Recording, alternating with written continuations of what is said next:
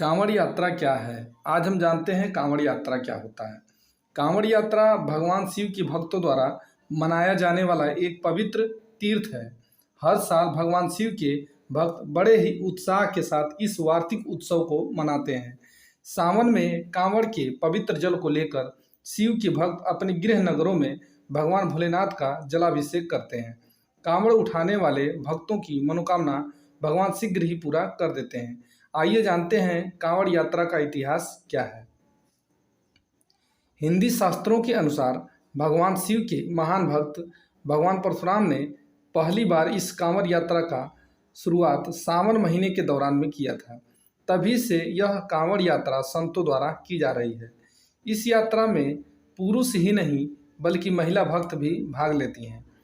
कांवड़ यात्रा को लेकर एक और मान्यता है। इस यात्रा की शुरुआत त्रेता युग में श्रवण कुमार द्वारा की गई थी।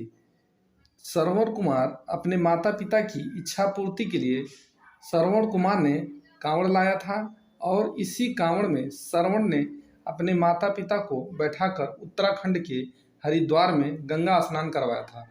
श्रवण कुमार लौटते वक्त गंगा जल को वह अपने साथ भी ले आए थे और इसी जल से भगवान शिव का जल अभिषेक किए थे।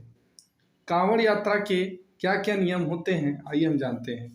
कांवड़ यात्रा बहुत ही कठिन यात्रा है जिसको लेकर कई सारे नियम भी हैं। कांवड़ यात्रा के दौरान कांवड़ियों को मांस मदिरा तथा किसी भी प्रकार का तामसिक भोजन का ग्रहण करना पूर्णतः वर्जित माना जाता है। कांवड़ यात्रा के दौरान कांवड़ को जमीन पर नहीं रख सकते हैं। साथ ही बिना नहाए हुए कांवड़ को स्पर्श करना पूर्णतः वर्जित है। इसके अलावा कांवड़ को यात्रा के दौरान आपका वर्ण को अपने सिर के ऊपर भी नहीं रख सकते हैं। साथ ही इसे किसी वृक्ष के नीचे रखना भी वर्जित माना गया है। कांवड़ यात्रा के प्रकार, आइए हम जानते हैं कि कांवड़ यात्रा को कितने प्रकार से मनाया जाता है। नंबर 1 है सामान्य कांवड़ यात्रा। सामान्य कांवड़ यात्रा शिव के भक्तों के लिए है जो उम्रदराज हो गए हैं या पहली बार इस यात्रा को करने जा रहे हैं। इस यात्रा के दौरान भक्त किसी भी पंडाल में रुककर विश्राम करते हुए अपने यात्रा को पूरा कर सकते हैं। दूसरी आती है खड़ी कांवड़ यात्रा।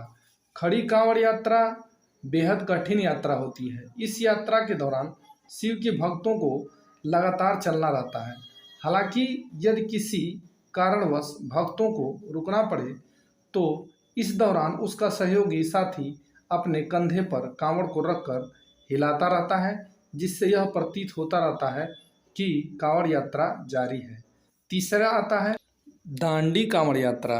दांडी कांवड़ यात्रा के कुछ सबसे कठिन प्रकारों में से एक है। इस यात्रा को करने के लिए भक्त शिवधाम तक दंड देते हुए अपनी यात्रा को पूरी करते हैं।